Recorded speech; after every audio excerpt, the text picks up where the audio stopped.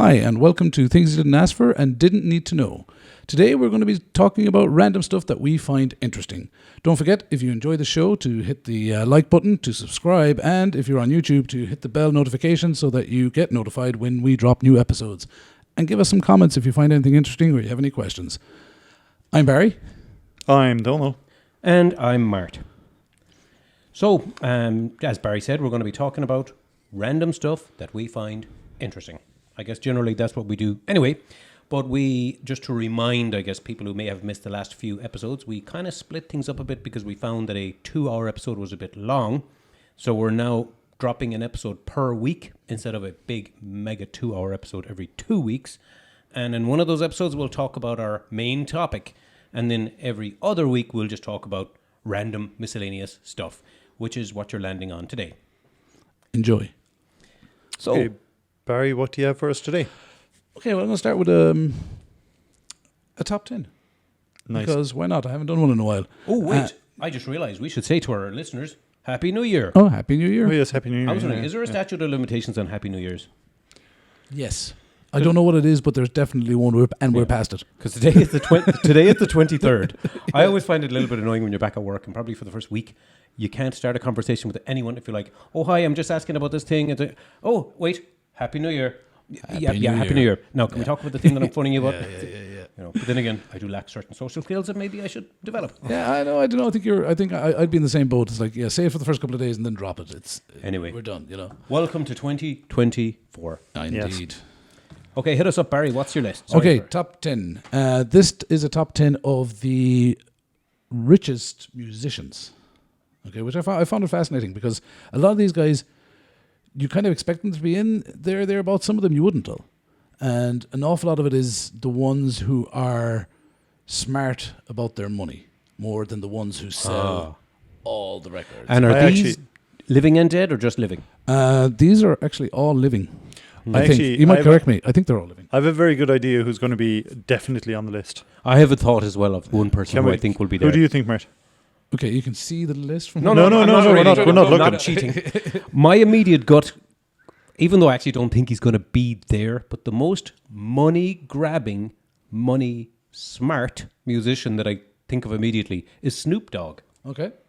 Smoking his spliffs, acting like, hey man, I'm so laid back. It is all about the green for him. It's sipping like, on gin and juice. yeah, totally. Laid Like back. he just has so many other different lines of businesses, and he's just so focused on, make that money. Okay, that's your And guess. you can even buy a skin of him in Call of Duty. You can? And it That's actually brilliant. looks pretty fun. Wow, okay. Don't know who's your guess. Definitely Bono's on the list, definitely, because with his brilliant manager, that I hope he didn't sue eventually, they knew to buy shares in Facebook. Yeah, I think Apple as well. Yeah, I think they had Apple as well in the early days, before they exploded. Yeah. And for some reason, I'd almost be tempted to guess Madonna, and I don't know why. Okay, so let's start. Oh, I know who's got to be there. Also, do you know who is the Times Magazine Person of the Year for last year? No, who's that? Taylor Swift? Yes, Taylor Swift. Okay, so Taylor Swift is definitely on the list, actually. Okay, But also even remember that you mentioned this on the podcast before, and when you were telling me, I didn't really understand the significance of it. Her studio screwed her over. Oh yeah, and she just, fuck She you, Taylor Swift. she reinvented we're the way. keeping all you can split from us, but we own all your songs. So she released all of her stuff all over again, the Taylor version, so that when that's played on Spotify, she gets the money, not the studio, and all that kind of. You were telling me that before, and I was like, and of course she has some of the most fanatics. yeah. Which is of course where the word fan comes from, is fanatic. Yeah. But her fanatics are more fanatic than other people's fanatics. So Okay. that helps her an awful lot because obviously her fans would own her albums already. Then she re-records them and they'll go out and buy a couple of copies again. So Yeah. and then of course her concerts are Yeah, and you know that insanely gig that she sold out to hell and nobody could get any, and then they just put it on Netflix, Yeah. which I found kind of a weird thing to do, but also was number one and all that. Well, we went to the cinema to see the Taylor Swift gig. As in, we saw. As in, we. I went, can't understand going to the cinema to watch a gig. I can't. Neither did I. Neither did I'm going to say neither did any of us. But we went there just to test it out because it was Taylor Swift. Because I wouldn't go to the cinema because you know the way they've been doing it for years. They'd show Oh yeah. Different They'd show concerts. operas and stuff in the cinema. So, and like I wouldn't do that. It's like it's I don't know if they've ever showed an opera in the cinema, or at least I never. they have in the iCinema. They show an Really? opera every week. Really? Yeah, unless it's changed. Like, but Yeah, they were doing okay. it. Yeah. Anyway, go on. I'm dying to hear this list now. In at number 10 is Dr. Dre. Okay. Dr. okay. Dre, who has a net worth of, and obviously these are estimated. You know, they don't actually know how much these people are really worth. It's estimated. 600 million he's estimated to be worth. Now, Dr. Dre, of course, famous NWA, starting Death Row Oh, because we're Records, going to ask who is producer, Beats by Dre. Mark, the were you going to say headphones, who the is Dr. biggest- Dre? Beats. He did the headphone. Well, not did them, but like he's. He's behind them, yeah. They're his company. He has a couple of other companies as well. See, there you go. That's where he's getting his money from. Oh, yeah. He made Overcharging fortunes, ridiculously. but on also headphones. he's a producer and a writer as well, you see. So not only has he his own songs, he produces and writes other people's songs, which, as we were talking Someone about else Taylor I Swift, think. that's a lot of money gets garnered by that. Number 2 on the list, or no, sorry, number 9 on the list is Celine Dion. Really? What? Yeah, Celine Dion is worth 800 million. These are dollaroos. Not dollaroos, because that's Australian. These are American dollars. Yeah, Celine Dion, 800 million. Now, she is mostly music, but also smart investments. Like the musicians who have, like you were saying, Bono and his manager. Yeah. Musicians that have good management and have good relationship, people like that, they're the ones that end up on these lists. And then I think was it you, Mark, that mentioned, or Donald Madonna? Yeah, for some reason I don't know She's why. in at number 8 Huh. with a net worth of 850 million. Holy crap. And now, Madonna, the longevity of her musical career, the amount of number one hits in general, and her massive tours garnered an awful lot of her wealth, but of course also smart investments. Yeah. Yeah. I'm suspecting Ed Sheeran is going to show up somewhere here because he No, writes for I don't half think the so. music people in the industry. Yeah, he's another very, very prolific one, but he is not on the list. Spoiler alert, he's not on the list. Yeah. At number 7, P. Diddy. Really? Yeah, net worth of $900 million. Now, his is, again, as a producer, writer, his own songs as well, but as a producer, writer mostly, but also his, is it Sean Combs or something, I can't remember. He's got 5 or 6 other brands, clothing lines, all that kind of stuff as well. So he's diversified big time, and that's how he makes an awful lot of his money. Like. I've just realised who's definitely number one. All right, Who? Got to be Kanye West. we'll keep going. Hope not. At number 6, you mentioned her. You love her. You're one of her biggest fans. Taylor Swift, with a net worth of $1.1 billion. Wow. Yeah. And again, we've discussed why, so we don't need to go into any more detail on her. We've already said what she's done. And then at number 5 is Paul McCartney of the Beatles. At 1.2 billion. Another man who's obviously incredibly long career, huge concerts, but again smart investments as well. Like so. But doesn't the Michael Jackson Foundation own the Beatles music? I couldn't tell you. Oh yeah, I heard that. I'm not sure if they still do, but because I think Paul McCartney bought them back and then sold them again.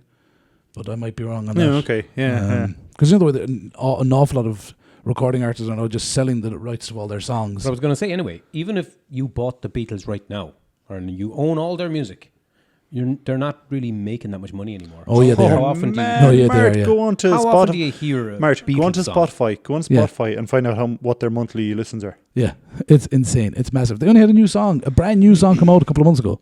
Yeah. So Is that like by the zombie Beatles? no, the real Beatles. They got a recording that they had done when Lennon was still alive, and then some of them had recorded the bits of it, but they weren't very happy with it, so they just stuck it in a cupboard or whatever. Yeah. And they dragged it out and then used this really cool modern post-processing stuff to mix in better music and backing vocals, all that kind of stuff. And Why go to all the trouble? You can just tell AI, make me a Beatles song. Mart, Barry, Yeah, go ahead. the Beatles, 33.6 million monthly listeners. Wow. monthly, and that's on one platform. Huh. Their albums still sell out of, not Yeah, sell of out, course, but they're still yeah, selling yeah, records. definitely. on it. For me, they're just so overhyped. It's like I love the Beatles, man. I could listen to the Beatles all day. I've often done that. I've often gone on. I use Amazon Music. I've often gone on to Amazon and just said, Alexa, Beatle play the me Beatles. up. Yeah, Beatle me up, baby. And I listen to the Beatles just not even mixed in with other stuff, just the Beatles. Yeah, okay. So yeah. Now this one I found really interesting at What number number? 4. Yeah. At number 4, Andrew Lloyd Webber. Is he Jesus Christ Superstar? He is. He is. And Look, Cats. I even have him here in my Spotify. I was listening. I listen. Yeah, he is worth an estimated 1.6? 1.3. 1.3. 1.3 billion. I was going to say 1.3. Yeah. So yeah, he's obviously with all his musicals and all that stuff. But again, another man who is big on his investments. I think he's big. Yeah, into but property and also, stuff. if you're going to put on a production of Jesus Christ Superstar, you have to pay royalties to Andrew Jesus. Lloyd Webber. Yeah. To Jesus. And Andrew Lloyd Webber. Yeah. They both get Yeah. a cut. Okay, at number 3, this one might surprise some of you. Rihanna. No, yeah, I knew she was a billionaire. She became a billionaire a few years ago. Yeah, net worth 1.4 billion. Because she has like clothing and like A lot of perfumes these and do, everything. clothing line, perfume lines, all that Makeup stuff. and all that stuff, makeup, yeah, everything. Yeah. At number 2, one of you mentioned him, Bono, is a net worth of 1.8 billion dollars. Yeah, and again, like we said, smart investments mostly, and of course, again, a very long career of very, very good rock music. So, Have you ever heard, just before you go to number 1, the Yeah. criticism that I've heard a lot of times about Bono, especially when he was very preachy years ago, and he would be, feed the world and help the third world and all this. yeah, Yeah. down with that sort of thing. But everybody would be like, oh, look at him with his millions. Yeah. Why doesn't he give his money? What's your thoughts on that? Well, he has. Like he's put his money where his mouth is. He's put a huge amount of money, but he's not going to give away all his money, and he's invested an awful lot of it. But he still does, very quietly, apparently, from what I read, a lot of projects, things like the villages in Africa that are able, they build them up and get them kind of self-sustained, but then they've got a surplus, but they've got a crappy dirt road to the next town. So Bono will come along and go, oh, now that we've got you self-sustained, the next thing you need is a road. And you just pay them. You'd pay a company to come in and put a paved, a Tarmacadam road from one town to a port or to the next town, or whatever they need. I think the way I see So, people yeah, with it's good. money and that kind of stuff is like, let's say he had a bucket, and the bucket had a hole in it. So Bono's going to come and pour let's say, why doesn't he give his money? Bono could get his how much? 1.8, I think. 1.8 billion euro. Yeah. He could pour it into the bucket, and it's just going to pour out the bucket. Okay. What's needed is teach people. It's the changing of people's minds that you have to change, not the pouring into money of something. And when you say changing of people's minds, changing of the poor people's minds, or changing Everybody. of Changing of more everybody's everybody? minds. So So, like- instead of like giving money to a charity that buys some food and gives it to starving people, he goes and says, right, you guys, or he'll set it up if it's not there. He'll set up people who go, right, these guys live in an arid area. They need specialized training to be able to farm in that area.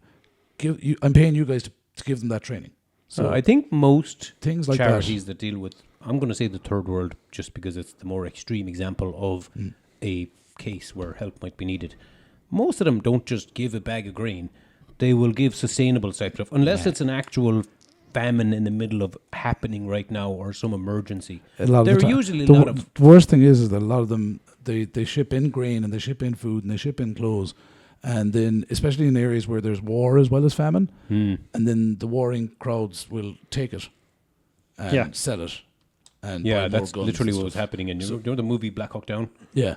in Somalia? Yeah. So that's why it's better to have groups going in and teach people how to be self-sustainable. Or Yeah, but so I on and so think forth. most charities do that. But anyway, I don't think they do. well, I guess I have no particular data on this. So. However, things you didn't ask for and didn't need to know, and to build up some tension before the number one. You mentioned the third world there. Do you guys know the history of first, second, and third worlds? Funny, only because you told us in an episode of things you did didn't I? ask for and didn't need to know. Yeah, Remind my me again, memory. though, because the worst thing is I It was actually Cold can't War. remember what it is. So yeah, it's Cold War. First Yeah, World because War I know it was nothing allies. to do with economics. Yeah, no, nothing. So during the Cold War, First World were allies of the United States, Second World were allies of Russia, and Third World were everybody else. So that's how So Ireland was third world at the time. Yeah. At the time, they would have been, yeah, but more First World because we're friendlier with America than we are with Russia. So, okay, so on to number one. After this break. No, I'm joking. Number one, richest musician in the world with a net worth of an estimated $2.5 billion. It's a big margin. JC. Or Jay-Z. Jay-Z. Jay-Z. Really? Yep. Jay-Z. Mr. Carter. Which one is married to or in a relationship with Beyonce. Jay-Z is married to Beyonce. Yeah. Hmm. Yeah. Really? So between the two of them, that's his Name me net worth. something he did. Beyonce. Tidal music streaming. Well, when you say Tidal Uber. music streaming, what the hell are you talking about? And what As is in, Tidal? he either started or he invested in it very early. Tidal music streaming. They're a competition to Spotify and all those things. Uber. He was a very early investor in Uber Oh. and a couple of other tech startups. I can't remember which ones, but he's a few of them. Well, I've never even heard of Tidal He music is streaming. like Dr. Dre, like some others on the list. He's a massive producer. If you can get Jay-Z to produce your music, you're golden. You're almost guaranteed a hit. He's just really knows how all that stuff works and how to put everything together. And he's had his own musical career as well. So, but again, incredibly smart investments and very jumping in at on the tech startup things. He spots tech startups that seem to be good. No, of course they're the ones we've heard of. He could have been investing millions in tech startups that just flopped. But when you've got 2.5 billion, throwing a couple of million into You a can company, afford to spread out the nothing. wealth. It's nothing. See, that's what I think that's what makes a person really rich from an investment point of view, is like having the nose to sniff out the correct business. Oh, absolutely, absolutely, definitely. And that's my top 10. Poor Snoop Dogg didn't make the cut. He did not. He did not make the. Who else did you He guess? thought he was going to make the cut. Yeah. Was there any other one else that did? And I was thinking Ed Sheeran, just because he writes for half the industry. I'm surprised. He writes and sings with everybody. Yeah. Ed Sheeran and Chris Stapleton's another one. He's a fantastic singer and has duetted or sang with almost every singer on the planet at this point, and or collaborated with a song or something. He's done a lot. Yeah. And of course, there is a Venn diagram where Ed Sheeran and Chris Stapleton have sung a song together. Okay. Yeah, it's called Blow. It's actually a really good song. Bart, have you got anything? I have a load of random things Brilliant. I've heard that fascinate me. Yeah. Okay, this is a study that's come out recently. You've all heard of microplastics in our food, Yes. which is bad for you and all that. An average litre of plastic bottled water contains how many nanoparticles of plastic?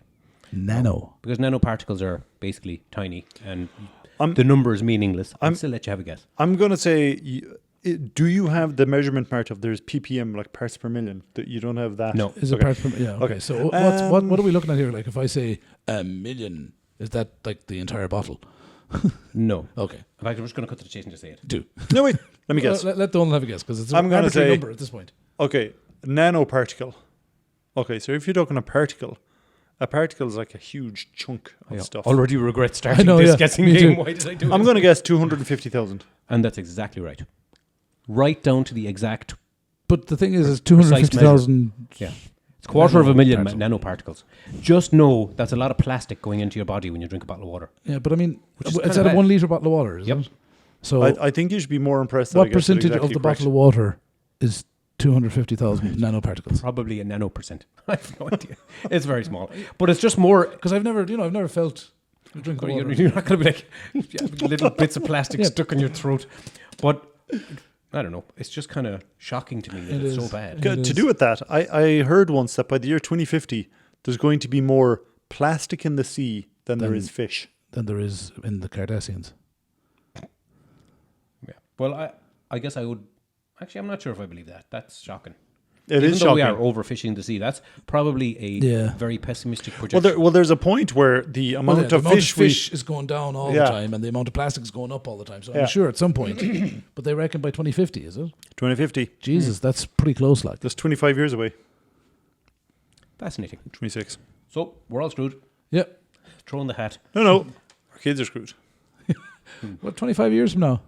Yeah, Barry, are you going to make it? 75. Are you going to make it 25 years? I'll be 75. I'll be damned if I make it 25 years. It's like, You're not going the Hunter S. I'm Thompson shocked. route, are you? I'm shocked. I lived past the Fleming, the soccer I was playing today. Oh, Jeannie Mac. Okay, Yeah, was okay. it rough? Was it? Well, it was gentle, but my heart was like, brrr. Like, we can't do it, Captain. All right. Okay, that's cool. I like that. What else you got? Did you hear that the Cybertruck's gone on sale now? Nice. The Tesla. There's the Tesla. Yes, the Tesla Tesla. Cybertruck. Yeah. The ugly. Well, Okay, Don't what are you your just what are gonna your ask thoughts? what's- What are your? Is that what you're going to ask? What are your Literally, thoughts on exactly, it? yeah. Okay, Barry. My thoughts on the Tesla already truck. used the word ugly. Yeah, I don't like the look of it. I don't like the look of it.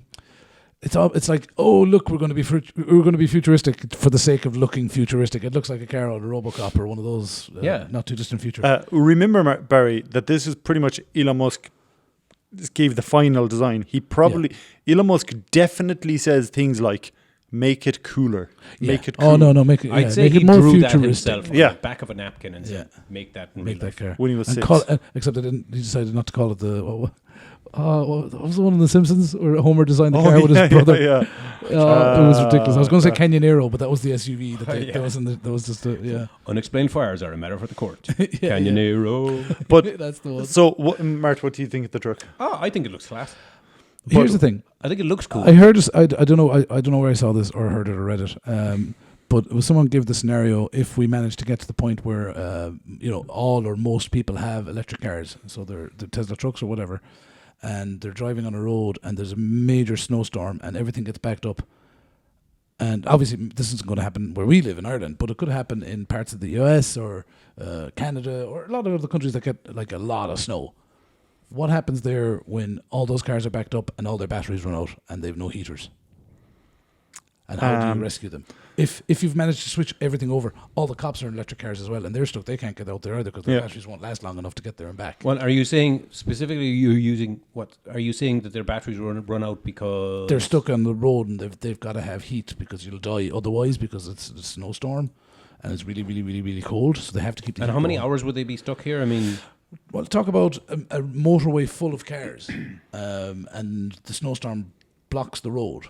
yeah, it's just no. I have this. I'm even going to go so far as to say argument with people because I know a lot of people who are very anti-electric, and I know, for example, you bought an electric car. Yeah. Why don't I let you lead by what is your experience of your electric car? Here's my experience with the electric car.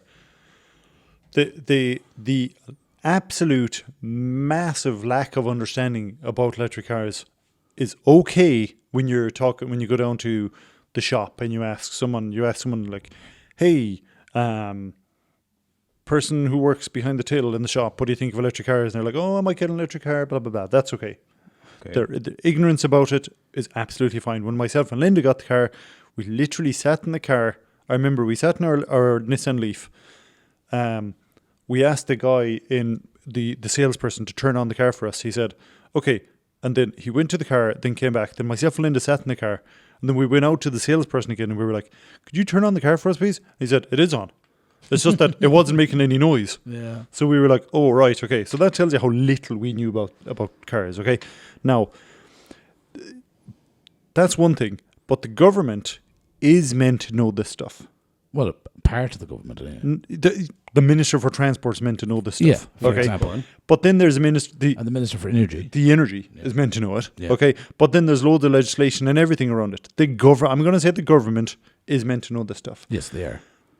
They do not know their ass from a hole in the ground. They do not. When it comes to this stuff. When because it comes to one most of stuff. one of the aims that they had was have something ridiculous like they said a number of electric cars that they wanted in Ireland by a certain year. And for that to happen, all of the lithium that was being mined in the world would have had to go to cars in Ireland. Oh, right. It was that ridiculously... It was that ridiculously just ridiculous. Is that a literal fact? Because there's a lot of lithium being mined in the world all the same. Yep, and it would And all Ireland need to go into Irish cars.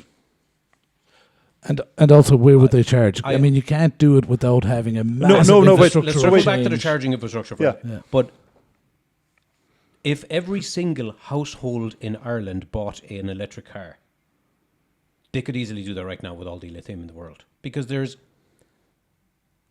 billions of people in the world supply of lithium. Yeah. Billions what? There's billions of people in the world. Yeah. There's hundreds of millions of electric cars being sold all. But there's only a certain amount of lithium. You're talking about there's X amount of lithium in the planet. What the government was saying is that lithium that was as it was being mined would need to go towards the Irish market just to supply immediately the Irish market. Okay. There's a lot of cars being made, but what it just tells you how ludicrous the thing the government said. I actually question the validity of that claim, but I don't It's a gut reaction. I don't believe that there isn't enough. I don't have enough lithium information to on fight you. being mined out of the earth right now to make whatever few millions of cars would be needed. Yeah, it's only it's literally a for drop. every single household in Ireland. And we to have an to, and electric that's the thing car. we have to remember. Extreme case scenario. Regardless of what market or what product or what you're talking about, Ireland is such a tiny little drop in the ocean for that. Yeah. No matter what it is. Yeah. But we really- cannot consume enough to be more than a blip. Yeah. But I was more asking you your Oh no, personal but experience. but here, this is a part of my personal experience. The Irish government doesn't have a clue, or didn't certainly have a clue, what was going on at the time. And now what's happening is, because when myself and Linda bought the electric car, there was a certain amount of chargers in Galway, and since then there are less chargers that we can use. Are there think- less think because about more that. people are now using them, so therefore they're less Well, available, that's or a load of the have problem. Some of them being retracted. No, well, for a start, so there was 2 chargers, for example, in this place in Galway. Okay, where the McDonald's is beside cinema. Okay, and they've changed the chargers that were there from one type of charger to a charger that we don't have. So rather than having one of each, they've changed, because there are 2 different standards. I did not realize there was 2 evolving. different standards. Yeah. So there's I didn't realize it was. There's an actual VHS and beta. Yes. in Yeah. Dang. And it looks like our car has the beta. beta. Okay. Which is And is the one that they have now the one that's because I remember something about this. Was the one that they have, is that compatible with Teslas? Is that the one that's winning? that's the one that's winning, I'm going to say. Yeah. Okay. So basically, the absolute massive lack of infrastructure for electric cars is the problem. That's what we've experienced. It's actually incredibly cheaper to run your car, because it costs. I think I figured out that it costs something like, if it costs 23 cent a mile or a kilometer to run your car on petrol or diesel, then it only costs 6.8 cent to run it for the same distance on electricity per kilometer on electricity. So it's cheaper to run, but there's no point if Can only run one way. when you go and there's like, okay, there's the new standard or whatever standard, and there's goddamn taxi drivers just parked there reading the newspaper. You know, it's like, okay, you have a shift in 2 hours, and they literally just stay there. They just stay at the place, and that's, you know, you've gone from 10 charging places in Galway now down to 9, and then you go down to the other one, it's like, oh, there's someone there, so now you're down to 8. But are these people charging their cars or sitting reading the newspaper? Oh no, they charge their cars Yeah. because it's, you know. I mean, if I was going to get an electric car, and this is kind of the point I was going to start with, I just wouldn't buy an electric car that has small battery capacity. And you have a choice. Neither, you could buy a big one or a small no, one. neither would we. In hindsight, we would buy a different, because the capacity, the car charger that we bought, the capacity of the battery is 150 kilometers a runabout. Whereas if you were to buy a car nowadays, it'd be like 300-400 kilometers. Yeah, you can buy a Tesla with an extra big battery and it Here's goes the 500 question. kilometers. If you plug your car charger in at home, Yeah. you're charged at domestic electricity rates. Yes. So, for example, the way my electricity is set up, I have free electricity on Saturdays. So I don't pay. Do you? Yeah, I don't pay electricity on Saturdays. So I use I do all the housework and everything, hoovering and everything on a Saturday. But if I was to charge my car in that day, it would be free for me as well. Wow. Which gonna help. Would it though? Go on. But is it a domestic charge? Are you paying the same amount when you charge it away from home? If you charge it at outside Oh of yeah, B&Q I don't or- know. I don't know how much it is if you pay for But it. obviously you have to pay for it. You do in most places. You do, but You've there's gotta- some places what do where you do? it's You just put in your card and yeah. You just scan your card, or there's a token type of thing you have, and you sign up. Which is another thing, by the way. There's all these different companies that supply electricity for electric cars, and so you need to have like 2 or 3 different accounts. You need to have a card, an app. You need to have a little button. So it's, I suppose we're still in the whole early innovation point of it, like, you know. And here's another thing, which I might be misremembering this, but I'm really sure I read recently that one of the Scandinavian countries, of course, have opened their first stretch of charging motorway. I've heard, yeah. So you drive your electric car along it, and while you're driving on it, it's charging your Oh, car. wow. That is truly living in the future. That's amazing. But That's imagine also how much probably it would Norway. Yeah, but imagine how much it would cost to do every single road like that. But then that would negate the whole scenario I was talking about earlier. Because if those people driving in the snow are driving and the road is charging their car, problem solved. They're never going to. Do you know what else I heard? This isn't out yet, I think, but it's coming. Where you can basically, if you have a electric car charger at home in your house, maybe because you have an electric car, or maybe you just future-proofed your house if you were building a new one or something. Yeah. You can register with an app, and it kind of works on the same principle as Uber or any of these things, where you're an average person living at home, but you can register on the app and say, I allow other people to use my car charger in my house. And then any road user driving in realizes, I'm going to charge my car for a bit. They'll just go on the app. Oh yeah, these guys. It'll direct them to your house once they pay up front and all that kind of stuff. And it's at rates that you want to set and all that kind of stuff. And it's while you're not there charging your car. Obviously, you set it. Oh, obviously you I'm wouldn't away make from- it. You wouldn't. Yeah, exactly. You'll have to set whether your charger is available or not. Yeah. Also, because sometimes you may just not want people coming to your house. Yeah. Yeah, it's interesting. Yeah, that is Like my final word on just electric car charging is, I know that a university somewhere in the world used water to recharge a battery. like a water wheel that spun a turbine that created. No, you poured water into this battery cell, and boom, now you had 200 kilometers range. All right. Is that the end of that Back to the Future too? Is that all the microplastics? No. This is like, so at the moment we can't see past the lithium and like what happens if we stop in the middle of the road and all this kind of thing. I'm going to assume, and I haven't heard this particularly, but that particular example of, hey, we can use water and get the energy out of the water to charge a car or power a car, probably using some system that's prohibitively expensive. Oh, 100%. Yet. Yeah, 100%. Although, also China have made a battery, it's about half the size of your phone, that can last for 50 years. Doing what? It's just a battery. I mean, what do you do with a battery? You put it in, it charges things. It's powered by the spying of the Chinese government. Yeah. It's a nuclear battery. No, but I mean, like, it can't be 50 years, because if you put a battery into 50 years of use. Now, you're right. I see what you mean. Yeah. 50 use in a industrial vibrator. I have to admit, I didn't query it to that extent. Yeah, I was just or more, a torch, but it's or, nuclear. yeah. So, presuming Fallout. Yeah. That's literally the Fallout thing, isn't it? Can I say one thing about the trucks though? Can I say stray round hits a car in a nuclear explosion? Yeah. Can I say one thing about there's millions of things you can say about electric cars, but the trucks. The reason that the trucks are really interesting, the Tesla truck. Cybertruck, sorry. The Cybertruck, the reason that the Cybertruck is really interesting is because one of the huge issues they have in America is the train system. The train track they have is like incredibly ancient and just like really, really slow, okay? And it's really expensive to use. So everything just goes by truck. That's why they use the roads loads. Oh, okay. Okay, so rather than shipping everything by train, which you would think would make sense. America uses loads of trucks to deliver things around the place, as we do in Ireland and Europe and everywhere in the world. But it's really, really, really difficult to get drivers, which is, again, that thing that I was saying of Elon Musk saw a market where he was like, wait a second, people don't want to drive anymore. I'll make a truck that can drive itself. Wait, so eventually... This was also on The Simpsons. So we're not talking about Cybertrucks anymore. We are 100... Oh, wait, sorry. You're talking about the Cybertruck. I was thinking of the lorry. Like, sorry. I mean, this was literally a storyline in The Simpsons. Yes. I actually don't remember. Well, I'm not sure it's Homer got a job as a truck driver, but then learned that there's a little gizmo in the truck. Oh, I remember, that drove the trucks. But that's definitely a thing that, like, self-driving, Elon Musk definitely exaggerated how far along that technology was.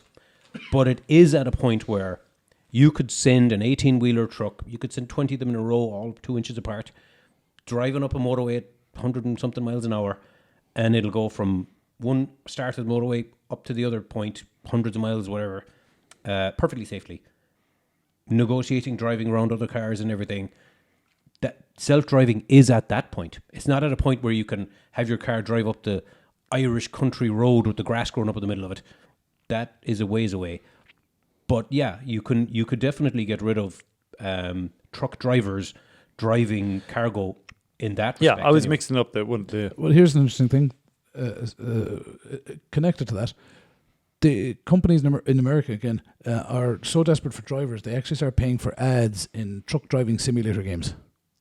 So you start playing your truck driver simulator games, and there'd be an actual ad. Class. You enjoy driving these trucks? Hey, how about doing it in real life? If ever there was a perfect time for targeted advertising, do you like playing a video game where you're just sitting driving 100 miles in a straight line? I do. Euro Truck Simulator. Anything? I have it.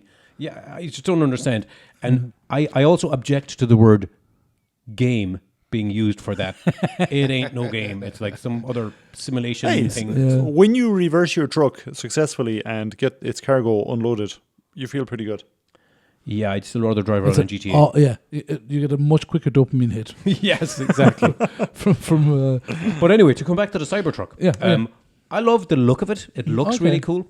Also, it's bulletproof. I know that they had that very bad demo, but they did have a very bad demo. And I know. Actually, I was listening to Elon Musk talking on Joe Rogan, and in the middle of their conversation, the Cybertruck had just gone on sale. Joe Rogan's like Mr. Macho, he's got this big compound bow that does 200 pounds of torque or whatever the hell. And Elon Musk was like, I bet I think Elon Musk was boasting how bulletproof it was. And Joe Rogan's like, my arrow would go through that. And he was like, no, it wouldn't. Yes, it would. No, it wouldn't. Yes, it would. So I was like, fine, pause the podcast. They went out into their warehouse or whatever. Yeah, your man got his bow and arrow thingy. They happen to have a Cybertruck there at Joe Rogan's. Elon Musk had it, yeah. And it that wasn't set up. I would say it barely made a scuff on it. Well, Joe Rogan, I don't think would have, because Joe Rogan was lost the argument basically. But you know what the funny thing is about the Cybertruck? Now that I know what truck I'm talking about again, okay, the Cybertruck is, as you said, if there's going to be, if you're going to get flimming shot at in a car, be in the Cybertruck. But also, it increases the odds of getting shot at as well, being in a Cybertruck. But do you know what the Cybertruck is not immune to? I actually think I know what you're going to say. Running out of what is electricity. it? No, because I saw on Reddit somebody was complaining like, hey, I bought a new Cybertruck. And then in the manual, it's like, ooh, if any bird poop or any sort of mark goes on it, clean it off quick or it'll leave a mark. Yeah, your fingerprints like, even. Are you for friggin' real? I bought this bulletproof tank and now I have to run out quick with a cloth and wipe off a bit of bird poop. I think that eventually... After I touch it. I think eventually they'll start painting them. I mean, yeah. Because imagine the Cybertruck in black. Yeah, that would be pure that matte would be black. class. In matte black. It's literally in that Vanta black. It's what you call it. It even looks a little bit like Christopher Nolan's Batmobile. Wow. It has that kind of look to it. I think it's cool that there's. I think like it has loads of safety issues. It's having trouble getting through EU regulations. Like America's like, sell it, it's fine. But here it's like, no. Wait a minute. There's all sorts of standards you got to meet, and I don't think it's meeting them. So I don't think it's like a the good Samsung car. phones just randomly exploding. Yeah. No, I don't think it's a good car. Do you know what the biggest thing that the EU have against it? What? Do you know it? No. It's like, you know the way there has to be a crumple zone on a bonnet. Yeah. There is literally no crumple anything. Oh, you are the crumple zone. You're the crumple zone. Yeah. So if I get hit by a car, my body will bend like a banana and boom, and my shoulder will hit. Hopefully to keep it not gross. You will bounce off the bonnet, and the bonnet will crumple in, and then the bonnet will absorb the shock. Yeah. I knew what a crumple zone was, and now I don't. As in, the way when you hit. We know. Yeah. But on with Cybertruck, it literally doesn't crumple at all. Yeah, so they're never going to let it sell in the EU then, because those laws are pretty freaking strict. Like, I don't know. It's ridiculous because the Tesla car itself is the safest car in the world right now. Yeah. And this is objectively measured. Like whenever I say this to Rachel, she's always like, "Oh yeah, that's what Elon Musk said." But it's like it has been objectively measured by safety standards authorities in Europe and in other countries, and they have all these rating systems and multiple different things that they test for. Brilliant. And they have actually, it's just passed all the tests, full marks all the way kind of thing. And then to come up with a Cybertruck is clear that was Elon Musk's, what's the word, vanity project, where he was like, make a car that looks class. I think you need to classify or be more specific there. One of Elon Musk's actually, do you know, vanity projects. I think everything he's going to do forevermore is going to be a vanity project. The New York Times has actually released an article on Elon Musk's drug use in particular. And like his what now? His drug use. All right. But apparently, like for starters, he smoked a spliff on Joe Rogan. I podcast at remember one that, point, yeah. and he got into a load of trouble for that. And I mean, he's openly spoken, and a lot of people have, especially I think these tech guru type people, doing acid and mushrooms and all that kind of stuff is, I think, part of the Culture? culture, I guess. And there's a lot of things like ayahuasca is a drug that is kind of used by the Native Americans hundreds of years ago for spirit journeys and stuff. Ayahuasca? Yeah, and now it's an illegal drug, and LSD is definitely. Anyway, but we can do a whole other episode about drugs. Drugs aren't as bad as people make them out to be. At least not all of them. They're all categorized as terrible, but you can drill in there. Heroin, bad. LSD, not so bad. Taken under the right circumstances, can open your mind, kind of thing. So people who are these tech gurus that are coming up with these amazing ideas, etc., they're all, a lot of them anyway, or most of them, will openly admit that they have. They're as high as tried out balls some when they drugs. do it. Yeah, at some point, right? I suppose all of the greatest music and probably art and even written fiction and all that stuff has been the product of Yes. major. Read the Dark Tower series by Stephen King. Yeah. Read the bits when he was like in drugs and drink Yeah. and everything, and then read when he finished it off and he was sober. Yeah. It's terrible. But anyway, so it's not that big of a deal in a way. But then I think the New York Times is really highlighting, oh whoa, like he has gone off the deep end on it now, and this might explain a lot of like weird Twitter purchases Yeah. and things like that. So yeah. Anyway, I have another question that I was going to ask you. If we can move away from Cybertrucks. Yeah, absolutely. I'm going to do a hypothetical first. Okay? Let's say you got a new lamp, and it was a perfect mood lighting lamp that you kind of set in the corner, and it kind of illuminated the room nicely. Not too bright, just right. And also it's kind of a bit, brings a bit of cheer to the room as well. So you put it there, but then you read on the box, oh, this lamp can only be used in March. You can plug it in the 1st of March, but you got to plug it out and put it up in the attic at the end of March until next year. That doesn't make much sense, does it? No. No. Then why do we do that with Christmas trees? Because it's the novelty. That's not what I was expecting. I don't know what I was expecting, but it certainly wasn't. Fucking Christmas Okay, no, trees. but here's what I would say to that. Because, as Ross said, okay, when there's always cookies in the cookie jar, you don't want cookies. The reason that we like a Christmas tree is that it's a novelty. And then that goes, and we have Easter, and Easter is a novelty. And then that goes, and I eventually. think you could wring a bit more out of a Christmas tree than the little amount that we get out of it. Well, I mean, it's there for a reason. It's a place to put your presents. Once you got your presents, Just burn the Christmas tree down. do what I know a lot of rich people do now is they have their Christmas tree year round decorated, but not in the room. They actually have a trapdoor What? that essentially either opens up under or up above the Christmas tree and just goes zip Are you into a storage space. I'm sorry, but this sounds like some weird sci-fi. No, this is not weird sci-fi. I know someone who has I can it. see the convenience of it, but I mean, And then seems you like just the add on- biggest waste of space. I just like. I mean, if you're like a super millionaire, if you're living in a mansion, No, to this build is If you're living in a nothing. No, this mansion. is nothing to do with money. It's just like that's stupid. if you're living in a mansion, you've plenty of room. Why not do that? I think it's flippin' because I love a Christmas tree as much as the next guy, but I absolutely hate having to go up to the attic. So you're telling dig me, it Barry, out, dig out all the boxes of decorations, get them down. it is a pain to build it all up. Let's say, Barry, you won the European lottery What? and you won 130 million euro. Would you put that in your house? If I was building a house from scratch, or Wait a minute. obviously if I could find a house that had it. You're both I off would buy target it. here. The I'd love key with a Christmas tree is you should anyway make mulled wine and have mulled wine when you're putting up the tree and play Christmas music. Yeah. I do agree that the I'd bother with putting mulled wine, up that's kind of part of it. Yeah. Because then you're like, Christmas is people. here. Yeah. But anyway, I don't know. We have hot chocolate. But no, I like putting up the tree. I like taking down the tree.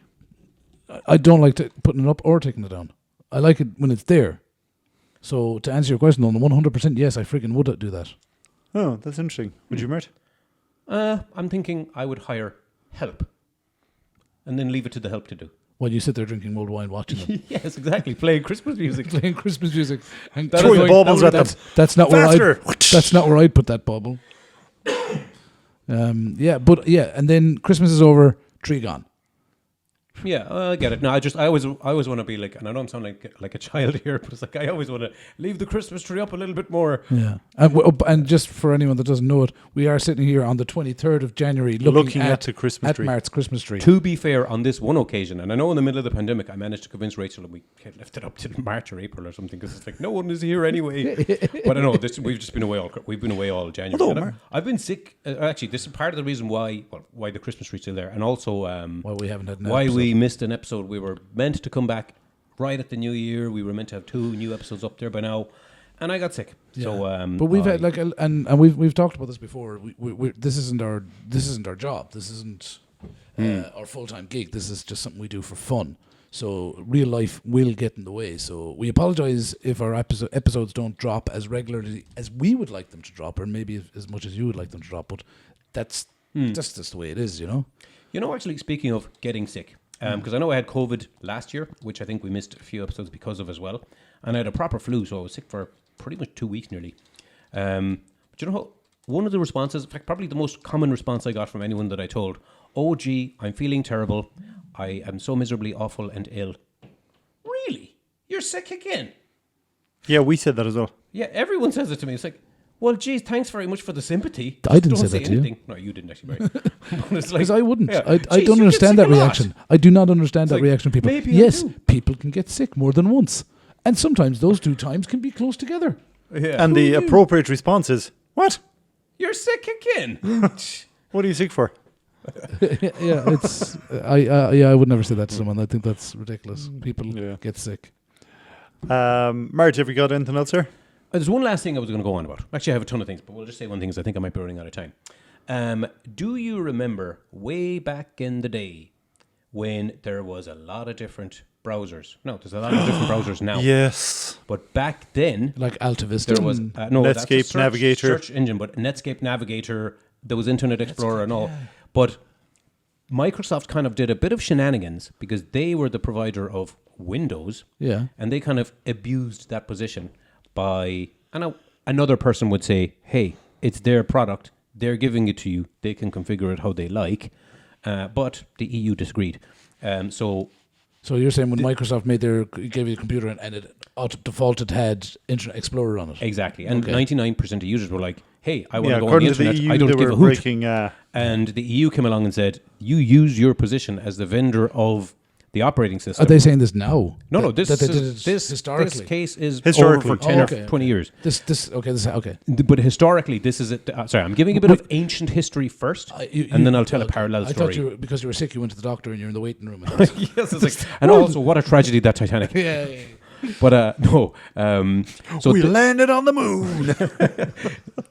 but Microsoft kind of got in trouble with the EU for abusing their position, I guess, as the vendor of the operating system to push their browser ahead of all the other browsers. And by the time that court case eventually was settled, Microsoft got in trouble, they got fined, but also they won because there was no other browser no vendors browsers, at the time. yeah. And since then, Google Chrome has come along and Safari and there's other things Firefox, now again. yeah. But there's a parallel kind of a case happening now, which I find interesting. There is an antitrust case that Microsoft are taking against Google because Google paid Apple Oh, yes. 10 billion for all Apple devices to use Google as their default search engine. Oh. So Microsoft are basically trying to push Bing out there. And now Bing is actually theoretically meant to be, good. And It's a terrible name, though. oh, really and truly. But actually, that's reminded me of another thing I'm going to say. But so I just find it interesting that Microsoft are now on the receiving end of a kind of a shenanigan-y case like this. But it also shows Google pay Apple 10 billion just to be made as the default search engine. Like, holy moly, what a lot of Considering money. that Apple have Safari. Yes, but see, Safari is a browser. God damn it! I keep So, mixing the no, two that's things because up. I've mixed analogies by talking. I've given Yeah. the historical case. And Yeah, I was going to say, isn't so? Yeah, so yeah, okay. But Yeah. actually, I've reminded myself of something that I nearly forgot to say. Do you remember, I think it was one of the most recent episodes done late last year, you were saying how you actually paid for GPT-4. Yes. Oh, yeah. Yeah. And you were using it, and Yes. you were finding it very good. Yeah. But I liked all of that except the paying for it. Paying for it, yeah. But it is kind of expensive as well. But and again, just to remind everyone, this whole GPT is the whole kind of AI chat thingy that's really took off 2 years ago. GPT-3 is available to use and it's free. So you can go to OpenAI, sign up an account and use GPT for free. But GPT-3 is, firstly, it's something like 20 times less intelligent. And secondly, it's trained on data up until, I think, 2020 or something. So if you ask it, hey, you know, who won the football match last night? It won't even, you know, in its mind, last night was 2 years ago or 3 years ago. Now. So it's so out of date. And then OpenAI made GPT-4, which is connected to the internet in real time and all that kind of stuff. But obviously, they want to make money. They're charging for it. You can now use GPT-4 for free. Through Microsoft, isn't it? Well, yes. There's an app there's a number of different ways, but there's an app on the App Store called Microsoft Copilot. And you do need to create an account for it. So I had to create a, something at outlook.com, Microsoft account and sign up to it kind of thing. But then, you literally have just a chat bot, I guess, that you can have a conversation with. Typed. On your phone. It is typed. And I can't wait for them to just get to the point where you can just talk to your damn phone and be full her. But, but it's class. And I mean, it's really good because it also has eyes. You can take a picture and say, like, I took a picture of Willow. And I was like, hey, what do you think of my dog? And I was like, oh, that dog looks like a Maltese or a Bichon breed. Oh, she's very cute. And all this kind of stuff. I was like, of course she is. You're so right. Yeah. So the artificial intelligence is intelligent. If it can tell a dog is cute, that's all you need. Yeah, but I was really impressed at I was really impressed at how I was able to see and tell stuff. Yeah. But there's one thing I know. I already sent you this, right? Because I just think this is too funny. When I initially launched it, there's a little check mark. Use GPT-4, but it's off by default because I think GPT-3 gives faster responses because GPT-4 has to go off on the internet and search and think. So when I asked first, hey, Copilot, have you heard of what do you think of the podcast Things You Didn't Ask For and Didn't Need to Know? Oh, yeah. And it came back and was like, I don't know. I never heard that. And then I realized, actually it said because I only have data up to 2020. So I was like, So I went back, I ticked the GPT-4 option, and I would recommend everyone use Copilot, but I'll also give you a reason why it's terrible. So initially it just said, I don't have any information past 2021. So I then enabled GPT-4. It now has real-time access to all the knowledge. And I asked it, have you ever heard of a podcast called Things You Didn't Ask For and Didn't Need to Know? And it said, yes, I have heard of it. It's a podcast where 3 Irish nerds discuss random topics that are not very useful or relevant to most people. They talk about things like toilets, war, recording devices, tardigrades, dog facts, and more. It's supposed to be humorous and It's supposed to be a humorous and entertaining show, but some people might find it boring or annoying. Do you listen to it? What do you think? What the hell, ChatGPT-4? I was laughing so hard. Considering how much we talked about that damn AI ChatGPT stuff, we're giving them free publicity every time we have a podcast, and they come back with that? God damn. I know. Harsh. It was brilliant. Did you send that to us? I did, yeah. I did. I sent it on WhatsApp. But the killer then is, Rachel's dad was over last week, so he asked, did you hear what the score of the match was last night? And obviously it's the match. I have no idea. So I just asked Copilot, I asked him, who was playing? So I asked Copilot. Copilot came back with a very good, lengthy answer. Comprehensive. It was between this team and that team, and this team won, and there was a try scored by this person, and then there was a point scored by the boot of this other person. And I told Rachel's dad, that was the result. That was total bullshit and 100% wrong. It was actually the team that it said won had lost. I was like, oh man, how are you so dumb? Jesus. That's the hallucinations. Yeah, but a hallucination I get. That's because these tech guys are feeding LSD into the computer. But did you actually, no, sorry, because I was going to wrap up here, but did you guys hear, and I actually should have talked about this on the random topics of the last episode, because this is now at this stage over a month and a half old information, but OpenAI is the company that brought us ChatGPT. Yeah. Now, a lot of other, Google had their own kind of chat thing in the mix, and there was a lot of other companies there, but OpenAI were miles ahead of everyone. Apparently, it sent Google into a red alert state when, we were the search engine kings, and suddenly out of frigging nowhere, this no-name company showed up with the most advanced chatbot in the world, ChatGPT 3, which they just released to the world for free, and they've since released 4. But there's the CEO of that company, a guy called Sam Altman, and like he's very vocal and kind of telling the world, this technology is amazing and I believe it's great, but it does pose an existential threat to humanity. It is a real risk that we really need to take seriously. Now, he went to Congress in America kind of telling all the senators, oh, this is dangerous and all. Which this is my product and it's really, really dangerous. Yeah, yes, literally. He was saying, we should be regulated. That's fantastic. But also, there's a cynical school of thought that would say, yes, he's now burning the bridge behind him after he's got there. Because if he tells the world, set all these regulations, regulate this industry, make it so hard for anyone to do this, so that therefore us and maybe the few other companies that are here in this space, well, we're here already, but no one else is going to be able to join us, and we're now cornered the market. So, depends on what... Well, do you know that Sam Altman, Elon Musk, loads of people, flaming years ago at this stage, signed a letter again to Congress saying, hey, Congress, there's this storm coming down the line. Do something about it now. Regulate it now. Well, asking for regulations, yes. I know there was a open letter signed by 250 scientists or something to say, we should pause, just completely stop all. But there was advances. one before that. Yeah, because as long as you know there are different things. Sam Altman did not sign that one because anyway, to pause for 6 months would be stupid and pointless. Yeah. But anyway, originally OpenAI was set up as a kind of a not-for-profit kind of a. We're a company that's going to research AI, and Elon Musk was one of the initial early investors, and it was a whole kind of. Let's try to invent AI safely. That's the point here. And then their AI products start getting really big. Microsoft got involved and started, I think overall they invested, $1 billion initially, and they're up to 13 billion now. But when it got that much money, there kind of was a commercial aspect. So they had to kind of open up a new wing of their company for, okay, that's the not-for-profit bit. But now here's the, let's make the green bit. Yeah. But randomly, and I mean literally out of nowhere, Sam Altman got fired by his board. Just get the hell out of here.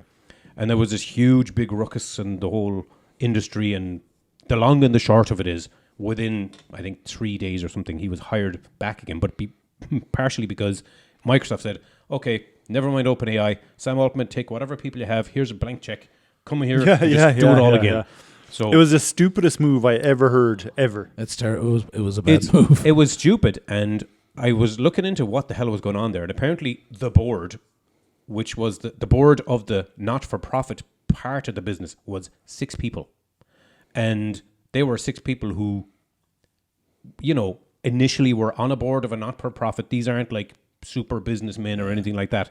But the first thing Elon Musk said when he heard this story was, Sam Altman, because I've listened to Sam Altman on other podcasts, like, Lex Friedman's podcast. Mm-hmm. He's a MIT computer scientist guy. He's really, really good podcast. But when you listen to Sam Altman talk over like a prolonged period of time, you realize this guy's as naive as hell. And he's like, it is scary to see. He's just like, there's huge danger here, but it'll be all right.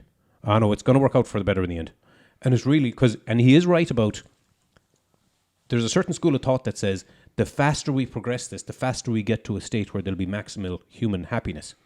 But another state is the faster we progress this, the more dangerous it is, and there might be no humans to be happy. So it's kind of a... Either way. Well, exactly. That's what Sam Altman says. We're either going to be really, really happy or not here. If we're not here... Yeah, but at the end of the day, anyway, Elon Musk's immediate reaction was, Sam Altman must have had some kind of an AGI development that, that was his assumption, the artificial general intelligence, where it's not just a chatbot, it's true super intelligence kind of thing.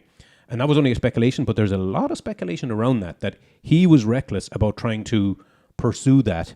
The board saw how dangerous, and the board did say it was for safety reasons, they fired him. And then they just got busted and he got put back in place. So it's kind of like, is AI progressing faster than it should be? Should we be worried? But I think I mentioned this before as well, is that this is the stuff we're seeing. Yeah, exactly. Yeah, these are the companies that are stock market or affiliated with the likes of Microsoft and stuff like that. But there are dozens of companies around the world, probably in other countries, that we don't know anything about. We don't know what they're doing because they're being funded through, these black ops slush fund type deals where nobody knows what the money's being used for. And they're the ones that really we should be scared about, not the ones that we can see and know what they're doing. Now, obviously, the ones we can see and know what they're doing could also be doing other stuff too in the Yeah. in that other room you don't ask about and don't you can't go in there. Mm-hmm. So yeah. And do you guys actually think, there's a real danger here, really, to not just but an existential threat to humanity? I don't know. I honestly don't know. It's one of those things that it could. So, but I'm certainly not. I'm not worried about it. I'm not not falling asleep at night going, "Oh, the AI is going to get us all." I don't think too much about it yet, I guess. But remember, we've covered this in an Armageddon episode, Yeah. and kind of a little bit in our AI episode, but I think mostly in the Armageddon episode. Yeah, we have mentioned ChatGPT before. I think ChatGPT before. I think it's going to surprise us in ways that we haven't thought about. That's why we're confused about the answer. It's going to come out and bite us in the ass in ways that we didn't think about. In the way that people were like, look at this fridge. And then 40 years later, you find out there's a hole in the ozone because of these gases that were in the fridge.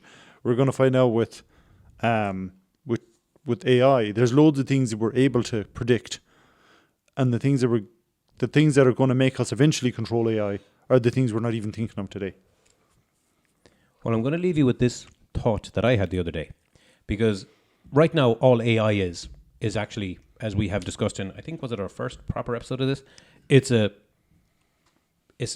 fandangled predictive text, and that's essentially all it is. Yeah. But they are talking about, and that's why it does stupid things like hallucinate and tell me that the match last night went the other way than it did, kind of stuff. Maybe it was connected to an alternate reality.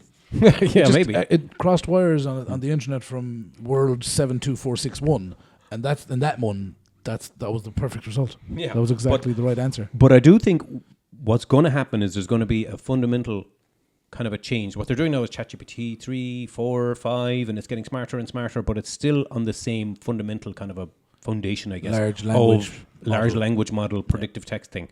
They're going to change that and change how it does it so that it'll actually be better at math and stuff. But essentially when it gets to a point where it's, a super intelligence that can, control the nuclear codes and can decrypt everything anywhere, we're going to be scared of it. We're going to tell it, whatever you do, preserve life, that's the most important thing, etc. But if I was an AI program and if I was instructed, do no harm. But see, that's impossible. Yeah. Because, if you're driving a car down the road and you can swerve to hit an old person or a child, who do you hit? It doesn't really matter which one. You're doing harm either way. So you can't do no harm. You're always going to have to do some harm in all the big decisions in life, and big, societal kind of level decisions, not big in an individual's life. So you're just going to tell it, do the best you can for, life. But to interpret that instruction, I think the best thing that an artificial intelligence could do, or maybe even that a person could do if they had the power, would be kill all of the humans on Earth as fast as possible. Yeah, because it's down to the wording, then, isn't it? Well, no, otherwise you have the Ultron. Well, yeah, but see, actually, Ultron was right, and I didn't realize that when I was watching the movie. Yeah. But so was Thanos, really. Well, no, Thanos was definitely wrong, but his premise was good. His execution was terrible. Yes, because I don't think anyone would have argued with Thanos. They would have gone, "You're going to kill what?" And then he said, "Well, I'm going to kill all the murderers and rapists and pedophiles." Everyone would be like, well, okay. Yeah, we have discussed in our other episode on the death penalty. We should have actually brought up Thanos' snap, but ultimately, if you look at, say, the existence of life on Earth, if all humans disappeared right now, you're pretty guaranteed that in 100,000 years, life will still be on Earth. Oh yeah, and within a few years flourishing. Yeah, but if humans remain on Earth for the next 100 years, the odds are increasing even more and ever more that we're going to do something that's going to cause all of life on Earth to go. Now, we're more likely just going to do something to cause humans to die and other life will still exist, but there are some potential avenues where we will destroy all life on Earth. It's a non-zero risk. But we saw during the pandemic, during the early days of the pandemic, and when we had the lockdown, we saw how quickly the planet started to heal itself. So I think, if we could remove humanity, but only the bad humanity, Oh no, but see, I'm talking all of the humanity. Yeah. And from Then a purely the Earth logical perspective, The world would yeah, improve. it would only work if you do all of humanity, Yeah. because they're the only species that's risking and threatening all of life on Earth. Yeah. So yeah, I'm just thinking, I think we probably should be a bit more worried than we are. But I'm actually not worried because Yeah, be it's all right. too early yet. The kids can worry about it. Donal, have you anything this week? Or do we have time? Hey, here is the thing that we'll finish off this episode with. Pishruggy. Mart, do you know what Pishruggy are? What? I don't know what they are at all. Barry, explain what Pishruggy are. Pishruggy is an Irish word for a superstition. Ah, very good. What do you mean, Mart. it was your idea? Oh, yeah. Right. Mart, do you know any Pishruggy? No. I bet Mark knows loads. Come on. Surely you know something about shoes or something. Well, actually, I do know, and you don't. Pishruggy about shoes. What about any Oh, red-haired no, women? no. Oh, no. I think we got to skip this segment. It's too weird. No, so weird. No. Okay, no, because you know why we can't skip the episode? Because we began the journey, so what can we not do? Turn back on the Turn journey. back on the Exactly, journey. we can't Yeah, turn that's back a on the bit journey, okay? That is a bit true. So, did you know that the number 13 is bad luck for some nations? Cultures? A lot of, that would be quite a few, I think. Mm-hmm. Do you know that there isn't a floor 13 in buildings? I did know that. Yeah. Most Is buildings. there really? Although, can I just call you out on that one? There absolutely, definitely is a floor 13 on any building that's Every 13 single floors building. or more. Yeah. If a building is tall, did you ever notice when you're looking at tall buildings that there's like floor, glass, but then one of them looks kind of weird and different, and then there's glass again. No. I don't know if you know it. Well, the No. next time you see a big tall building on television, Yeah. okay, because Ireland doesn't have any that are tall enough, they usually use floor 13 to put things like ventilators and the air coolage system. Oh, is that Really? because people don't even want to rent it? No, they don't need to do that because all they normally do on tall buildings is go floors, skip a lot of them, 10, 12, 13, 14, 15, 16. They just don't number 13. Yeah. So they don't need to have a floor 13 that's Yeah, just... that's what I was going to say. I mean, ancillary not systems. numbering it is... And I've never looked at a tall building and go, why does that floor look weird? I don't know. I have. What? Well- What? We live in Galway and they don't go past 4 floors. So Yeah. I don't believe you, but I'm not going to challenge you on it because I don't know. What don't you believe? That there really are tall buildings and they have a 13th floor and it's extra small and they put vents in it so that it won't actually be a 13th floor that humans will have to live on.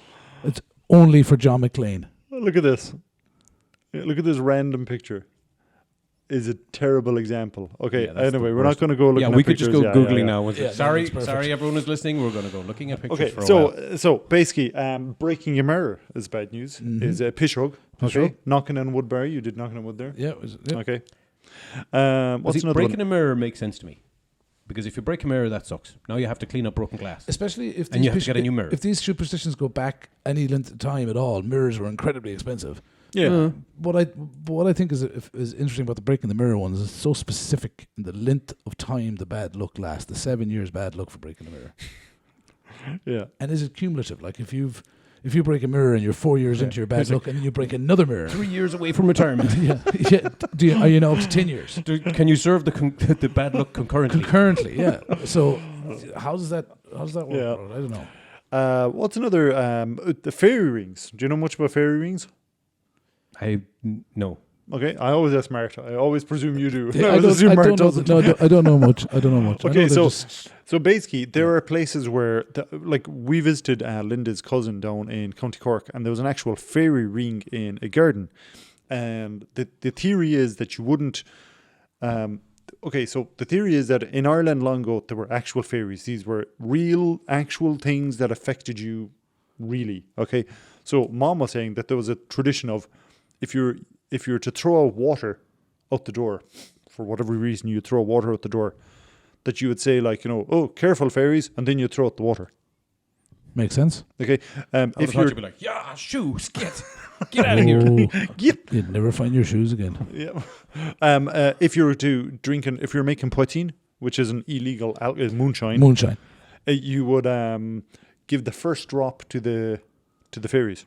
Yeah, it's like, will this kill me? I don't know, but let's use a fairy as a taste drink. Yeah. Well, if you drink enough poutine, I'm sure you'll see the fairies. That's the thing. You will definitely see the fairies. Or actually, probably not. You go blind. You But know, the- actually, one of the earliest kind of, I guess, fake news stories was fairies. yeah. Well, probably not the earliest.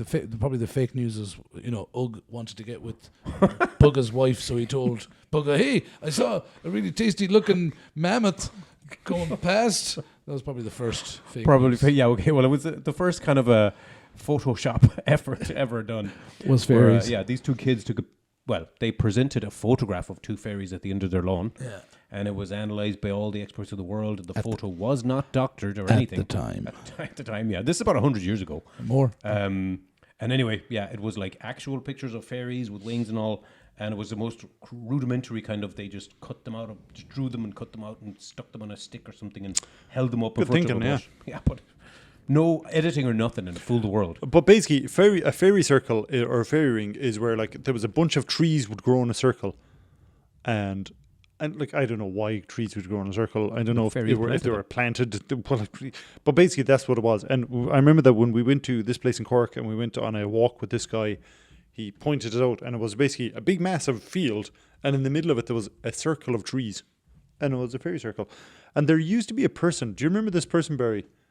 That would give, he was from Kerry, and he'd be like, he had loads of stories about, if you go down the road now there, you'll see a fairy circle, blah, blah, blah. Is this like a guy in He's the a real news or guy. TV He's a show real or guy. person Are you talking about the Shanachie? Yes. Okay, Shanachie is another Irish word for a storyteller. I can't remember the man's name. Big bushy mustache. Yes, that's the guy, that's the guy. Yeah. He was less So about. this is some guy you guys know who tells. He used to be on stories? telly and stuff. Yeah. Yeah. Oh right, okay. Yeah, a real old school storyteller, like in the terms of the oral tradition, rather than in the Factual tradition. Yeah. So it was these stories that were handed down from Shanachie to Shanachie, from a storyteller to a storyteller. So some of these stories were hundreds of years old and being told more or less word for word as they were hundreds of years ago. And it's an art form. There's very, very few of them left. I cannot remember that man's name though. That was the MCU of its day. But Mart, Yeah, it would've just for the record, that guy got a motorway changed. Because the motorway was meant to go through a fairy ring, and he campaigned, and the motorway got changed. What are your thoughts on that? I think I dislike him more now, but What are you looking for there, Barry? That Irish Shanachie. Oh yeah. So let me think. That's it. Oh yeah, another pishroke is tying a red ribbon on the tail of a cow when the cow is due to give birth. I can't see anything wrong with that. I can imagine that would ensure a good birth. Yeah, that sounds good. glamorous.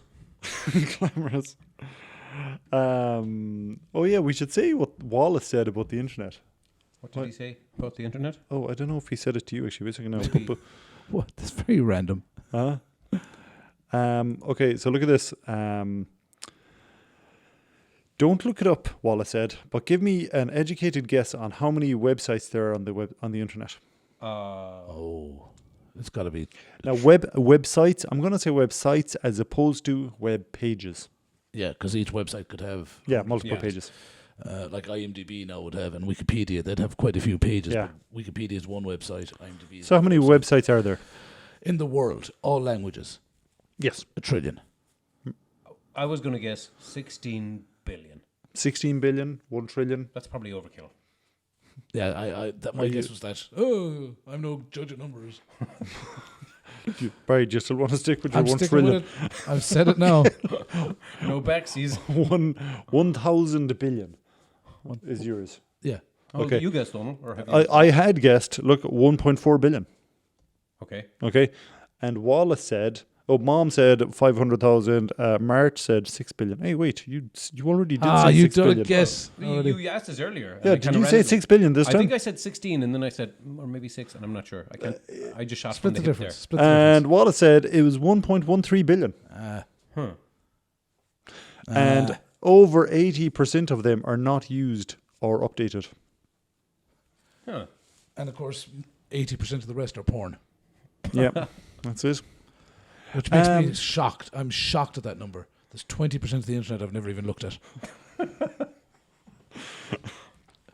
And with that said, I think we'll sign off from this episode of Things You Didn't Ask For and Didn't Need to Know, Random Bits.